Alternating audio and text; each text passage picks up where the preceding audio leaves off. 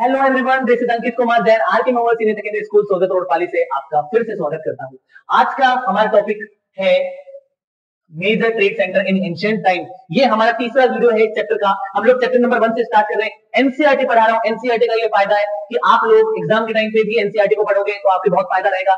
आप कभी अपने खुद के आगे कोई एग्जाम्स दोगे तो भी एनसीईआरटी का फायदा आपको मिलेगा। ठीक है, तो एनसीईआरटी से ही हम लोग आगे बढ़ रहे हैं और एनसीईआरटी का ये वाला टॉपिक हम लोग स्टार्ट कर रहे हैं, major trade centre in ancient time. तो देखिए, सबसे पहले पाटलिपुत्र में क्या था कि नोन एज पटना टुडे। ठीक है, it was not only for the commercial town but also a major centre of export of stone का एक्सपोर्ट होता था यहाँ पर। ठीक है, कमर्शियल टाउन जो है सिर्फ उसे यही नहीं जाना जाता था कि कमर्शियल टाउन है, बल्कि इसे एक स्टोन के एक्सपोर्ट के लिए भी माना जाता था और आज के टाइम पे इसे पटना बोला जाता है। Peshawar, it was an important exporting centre of wool and for the import of horses. तो एक्सपोर्ट किया जाता था यहाँ से वूल को और इंपोर्ट किया जाता था हॉर्सेस को। ठीक है, it had a huge of commercial transaction between India. इसका बहुत ज्यादा इस्तेमाल होता था China and Rome in the first century AD, यानी इंडिया, चाइना और रोम के बीच में फर्स्ट सेंचुरी एनाटोमी में जो भी ट्रेड हुआ करता था वो इसी जगह से हुआ करता था, पेशावर से। क्लियर?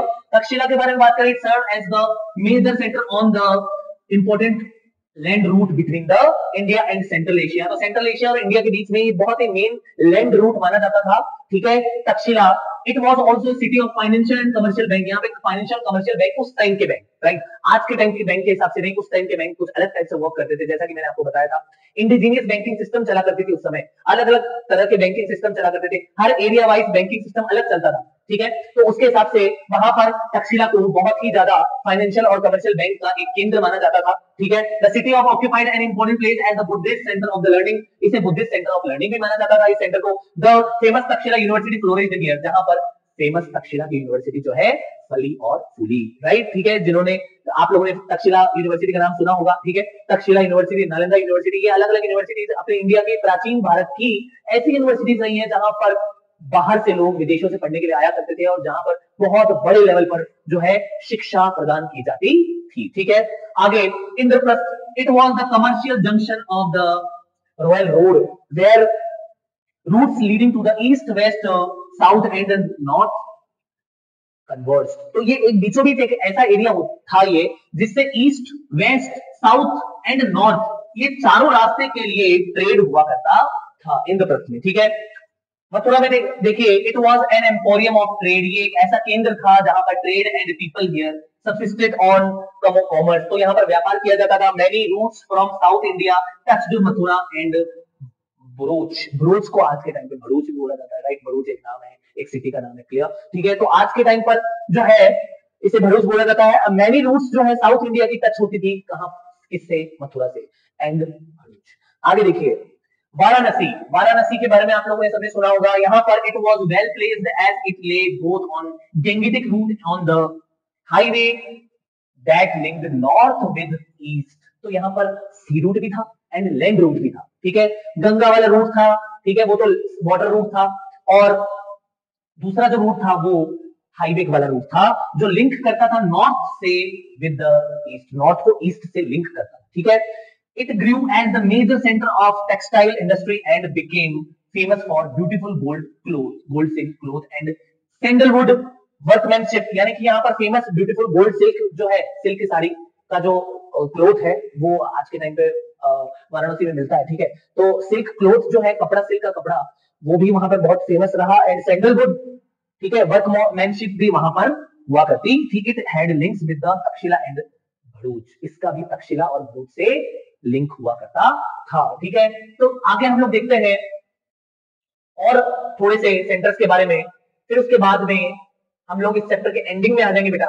तो देखिए, यहाँ पर और भी है कुछ, जैसे मिथिला के बारे में बात करें तो Mithila, the traders of Mithila crossed the seas by boats through the Bay of Bengal to the South China Sea। तो Bay of Bengal से होते हुए through the Bay of Bengal Sea, ठीक है, and to the South China Sea। तो Bay of Bengal से South China Sea तक ये जो ट्रेडर्स हैं मिथिला के, ये क्रॉस किया करते थे एरिया। ठीक है, and traded at port on the island of Java, Sumatra and Borneo. ये जो है वहां पर ट्रेड किया करते थे। ठीक है, पोर्ट्स पर, जिनका नाम, पोर्ट्स का नाम क्या है? जावा और सुमात्रा एंड बोर्नियो। ठीक है, Mithila established trading colonies in south China, specially in यूनान। तो मिथिला ने एस्टेब्लिश किया ट्रेडिंग कॉलोनीज, ठीक है, व्यापारिक जो केंद्र थे, कॉलोनी का मतलब भी केंद्र ही है, ठीक है। तो साउथ चाइना में और यूनान में इसने, इसकी वजह से, मिथिला की वजह से ट्रेड सेंटर्स जो है वो जन्मे, ठीक है। आगे देखिए उज्जैन के बारे में बात करें, अगाटे, कार्नेलियन, मुस्लिन एंड मेलो क्लोथ्स, ये क्लोथ्स के नाम है, एक्चुअली क्लोथ्स के टाइप है, अलग अलग टाइप के क्वालिटी के क्लोथ्स थे, were exported from Ujjain to different centres, तो एक्सपोर्ट होते थे वो उज्जैन से डिफरेंट डिफरेंट सेंटर्स में। It also had trade relations through the land route with Taxila and Peshawar, तो लैंड रूट जो है, ये ट्रेड जो है रिलेशन उसके थे किससे, लैंड रूट से भी, और लैंड रूट में कहां से मिलते थे, तक्षशिला एंड पेशावर। सूरत देखिए, सूरत के बारे में, it was the emporium of western trade during the Mughal period, तो ये एक ऐसा केंद्र था जो वेस्टर्न ट्रेड के लिए माना जाता था ड्यूरिंग द मुगल पीरियड, ठीक है, मुगल के शासनकाल में, मुगल के पीरियड्स में, ठीक है। तक्षशिला और Surat were famous for their gold borders, zari, ठीक है, जरी की साड़ियां, ठीक है, गोल्ड बॉर्डर जरी जो है, जरी की साड़ियां आज भी मिलती है सूरत के अंदर, ठीक है। तो वो चीज के लिए फेमस था, जरी के लिए फेमस था, जरी वर्क के लिए। It is north way that Surat Hundi was honored in far off markets of Egypt and Iran.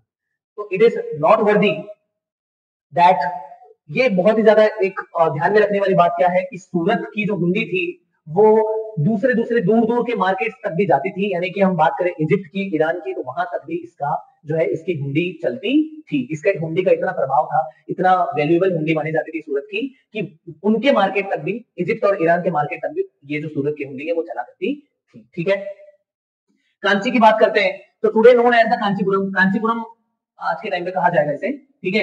It was here that the Chinese used to come in the foreign ships to purchase pearls, ठीक है, तो pearls खरीदने के लिए, मोतियां वगैरह खरीदने के लिए चाइनीज जो है वो आया करते थे, ठीक है, glass and rare stones, and in return they sold gold in silver silk, तो गोल्ड एंड सिल्क को वो रिटर्न में बेचते थे, और बदले में वो खरीदने क्या क्या आया करते थे, पर्ल्स, ग्लास, रेयर स्टोन्स, ठीक है। आगे देखिए मदुरा, ठीक है, आज के टाइम पे मदुराई भी बोलते हैं इसे। It was the capital of Pandyas who controlled the pearl fisheries of the Gulf of Mannar, तो गल्फ ऑफ मन्नार जो है उसके अंदर वो कंट्रोल किया करते थे पर्ल फिशरीज को, ठीक है, मदुरा के अंदर। आज के टाइम पे मदुराई बोलते हैं इसको। इट अट्रैक्टेड फॉरेन मर्चेंट्स, तो इसकी वजह से फॉरेन मर्चेंट्स, जो विदेशी व्यापार है, व्यापारी जो है वो बहुत अट्रैक्ट होते थे इस एरिया में, clear, particularly Romans for carrying out overseas trade, यानी कि जो इंपोर्ट एक्सपोर्ट है उसके लिए रोमन्स जो है वो बहुत ज्यादा अट्रैक्ट हुआ करते थे। भरूच देखिए, आज के टाइम पे इसे भरूच बोला जाएगा। It was the greatest seat of the commerce in the western India, तो वेस्टर्न इंडिया के अंदर ये बहुत ही बड़ी एक सीट हुआ करती थी, एक एरिया हुआ करता था ट्रेड के लिए। It was situated on the banks of river Narmada, was linked with the all important marts by roadways, तो रोडवेज से ये नर्मदा जो है रिवर उससे कनेक्टेड था। It was situated at Narmada river and was linked with the all important marts of the roadways, तो roadways के अलग अलग मार्ट से ये लिंक्ड हुआ करता था। कावेरी पट्टा के बारे में देखिए, ठीक है, अब ये दो और बच रहे हैं, देखिए फटाफट। Also known as Kaveri Pattanam, ये आज के टाइम पे कावेरी पट्टनम के नाम से जाना जाता है। It was scientific its construction as city, ये अपने सिटी की साइंटिफिक रचना के लिए, ये जो सिटी बनाई गई थी इसकी साइंटिफिक वे में बनाई गई थी, ये उस रचना के लिए फेमस था। And provided loading, unloading and strong facilities of merchandise, तो मर्चेंडीज की व्यापार की जो स्ट्रॉन्ग फैसिलिटीज होती है, ठीक है, माल को स्टोर करने की फैसिलिटीज हुई, माल को भेजने की फैसिलिटीज हुई, क्लियर, तो ये सब चीजों के लिए ये बहुत ही ज्यादा फेमस था। And foreign traders had there headquarters in this city, तो फॉरेन ट्रेडर्स का ये हेडक्वार्टर भी हुआ करता था, ठीक है। It was the convenient place for trade with Malaysia, Malaysia से यहाँ पे ट्रेड होता था, और यहाँ से ट्रेड करना मतलब सुविधाजनक माना जाता था। Indonesia, China and Far East, it was the centre of trade for perfumes, cosmetics, scent, silk, wood, cotton, corals, ठीक है, और pearls, gold and precious stone, and also ship building, तो ये सारी चीजें इसमें कावेरी पट्टा के लिए फेमस थी।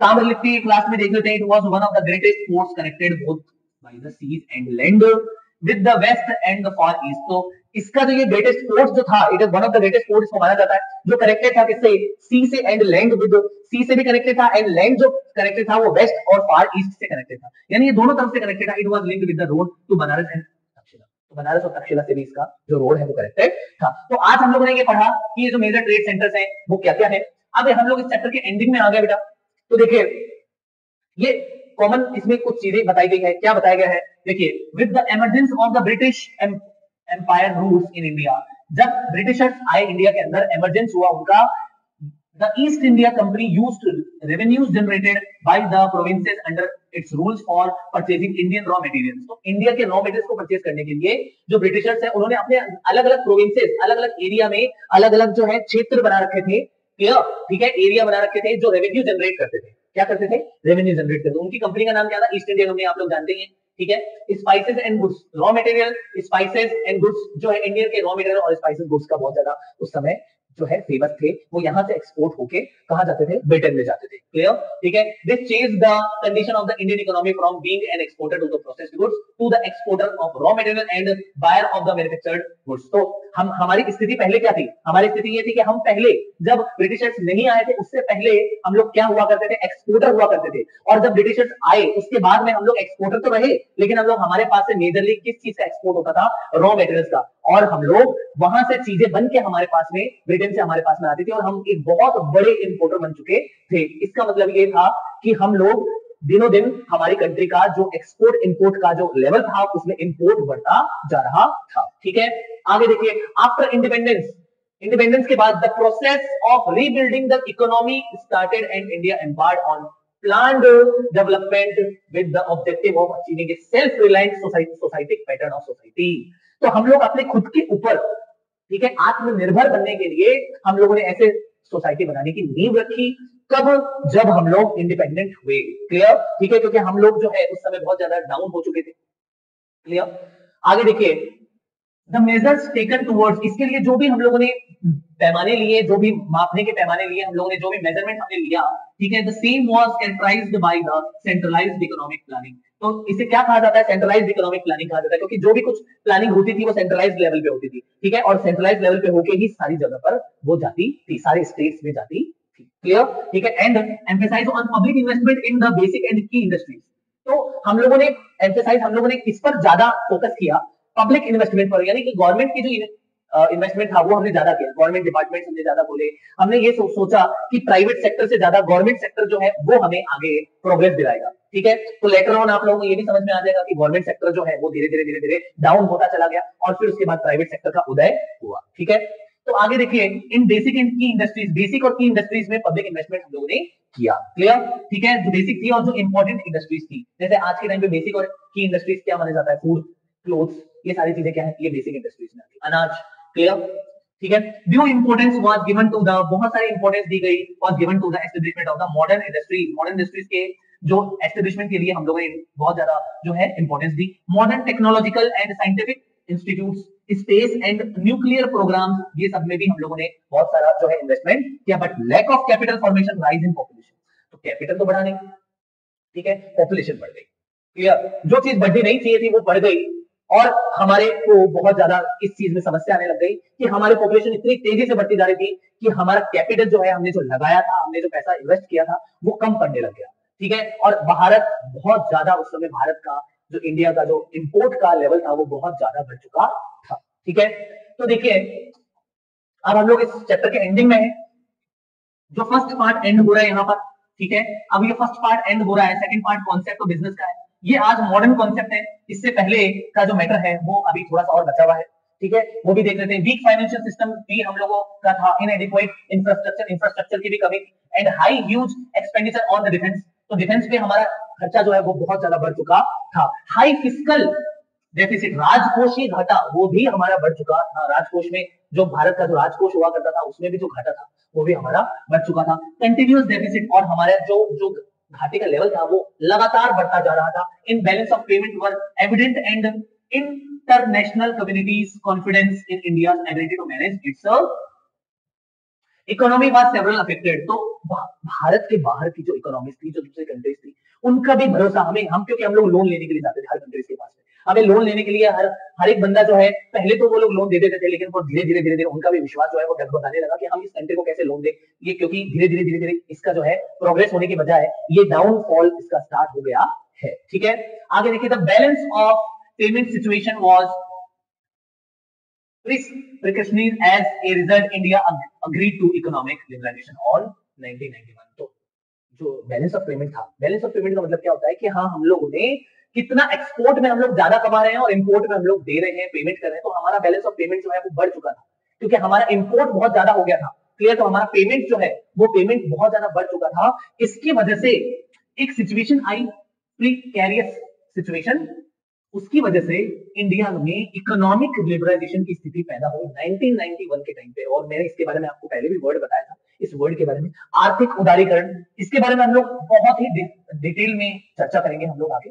ए थ्री प्रोलॉन्ग्ड अप्रोच लिबरलाइजेशन, इसमें थ्री प्रोलॉन्ग्ड अप्रोच में एक्चुअली में तीन नाम थे, लिबरलाइजेशन, प्राइवेटाइजेशन, ग्लोबलाइजेशन, एलपीजी जिसे बोला जाता है, राइट। ठीक है, वो हम लोगों ने स्टार्ट किया स्टेबलाइजेशन के लिए, रिस्ट्रक्चरिंग के लिए, ठीक है, हमारी कंट्री को स्टेबलाइज करने के लिए, रिस्ट्रक्चर बनाने के लिए हमारे कंट्री का। And globalisation of Indian economy was adopted to address the changes in the economic and business scenario and in its integration with the global economy। और ग्लोबल इकोनॉमी के साथ में इंडिया की इकोनॉमी का इंटीग्रेशन हम लोग करना चाहते थे, ठीक है। Government of India announced major economic reform packages aimed at restoring the growth and momentum in the economy। तो हम लोग क्या चाहते थे कि गवर्नमेंट ऑफ इंडिया जो है वो क्या चाहती थी कि हम लोग बहुत से ज्यादा जो है पैसा लगाएं इन सब चीजों के लिए कि हमारी कंट्री में ग्रोथ हो सके, क्लियर। और उसके लिए इंडिया में कई तरह के रिफॉर्म के पैकेजेस अनाउंस किए गए इंडियन गवर्नमेंट के द्वारा, ठीक है। Major policy changes were effected since 1991, ठीक है। तो 1991 के टाइम पे मैंने आपको बताया 1991 का टाइम क्या था, एक बहुत ही ज्यादा क्रूशियल टाइम था, बहुत ही ज्यादा इंपॉर्टेंट टाइम था, ठीक है। उस समय बहुत ज्यादा हमें प्रॉब्लम फेस हो रही थी और गवर्नमेंट ऑफ इंडिया ने 1991 के टाइम पे न्यू इकोनॉमिक पॉलिसी, ठीक है, एनईपी इंट्रोड्यूस करी, ठीक है। इसके बारे में हम लोग बाद में डिस्कस करेंगे डिटेल में। और fiscal, monetary, trade, industry, agriculture, infrastructure, foreign exchange and foreign investment since 1991, ये सारी चीजें जो है, ये सारी चीजें उस समय 1991 के टाइम पर स्टार्ट की गई, ठीक है। और एक और चीज लास्ट में इस चैप्टर में और बच रही है, इस आगे पोर्शन में, the Indian economy is emerging as one of the faster growing economies in the world today. ये आज के टाइम की बात हो रही है बेटा, ये पहले की बात नहीं हो रही है, ये आज के टाइम पे one of the fastest growing economy है आज के टाइम पे इंडिया, ठीक है। And A preferred FDI, foreign direct investment destination आज बन चुका है इंडिया, ठीक है, जहां पर फॉरेन से डायरेक्ट इन्वेस्टमेंट इंडिया के अंदर आ रहा है। किस लिए आ रहा है? क्योंकि वो लोग भी चाहते हैं कि वो यहाँ इंडिया में इन्वेस्ट करें और बहुत सारा पैसा कमाएं, ठीक है। राइजिंग इनकम, लोगों की इनकम में राइज हो रहा है, सेविंग्स बढ़ रही है लोगों की, इन्वेस्टमेंट अपॉर्चुनिटीज बढ़ रही है, increased domestic consumption and younger population ensures growth for decades to come. तो आगे जो है ग्रोथ जो है डिकेड्स में होने वाली है, ये सारी चीजें यंगर पॉपुलेशन के कारण, कंजम्पशन जो है हमारा डोमेस्टिक कंजम्पशन वो इंक्रीज हो रहा है, इन्वेस्टमेंट अपॉर्चुनिटी इंक्रीज हो रही है, इनकम लोगों की बढ़ रही है, सेविंग्स बढ़ रही है, इन सब चीजों के कारण हमारा जो ग्रोथ है वो लेवल आगे बढ़ रहा है और वो हमें डिकेड्स में दिख जाएगा, ठीक है। आगे the high growth sector have been identified, आज के टाइम पे इंडियन गवर्नमेंट से हाई ग्रोथ सेक्टर आइडेंटिफाइड कर लिए गए, which are likely to grow at rapid pace and the recent initiatives of the government of India such as Make in India. Make in India एक ऐसा initiative है Indian government के द्वारा लिया गया जहां पर हम लोग इस बारे में बात करते हैं कि जो भी कुछ बने वो इंडिया के अंदर ही बने, हमें निर्भर बनाना, आत्मनिर्भर बनाना, हम लोग कम से कम जो है वो इंपोर्ट करें किसी चीज का और हम ज्यादा से ज्यादा हम उस चीज को इंडिया में ही बनाने की कोशिश करें, ठीक है। स्किल इंडिया, ये भी एक जो है अभियान चलाया गया, right. Digital India is expected to help the economy in the terms of export and imports with steady and, जो स्टेडी था, ठीक है, जो मजबूत सस्टेनेबल ट्रेड बैलेंस को मेंटेन करने वाला। तो आई होप ये आप लोगों को इसमें आप लोगों ने बहुत कुछ सीखा होगा। इस चैप्टर का हाफ पोर्शन जिसमें आज के टाइम की मॉडर्न बिजनेस के बारे में बताया गया है, उसके बारे में नेक्स्ट वीडियो में डिस्कस करने वाले हैं हम लोग। थैंक यू सो मच बच्चों, आई होप आप लोगों को ये वीडियो अच्छी लग रही है। आप लाइक करें, सब्सक्राइब करें और ज्यादा से ज्यादा इसे शेयर करें, ठीक है। Thank you so much.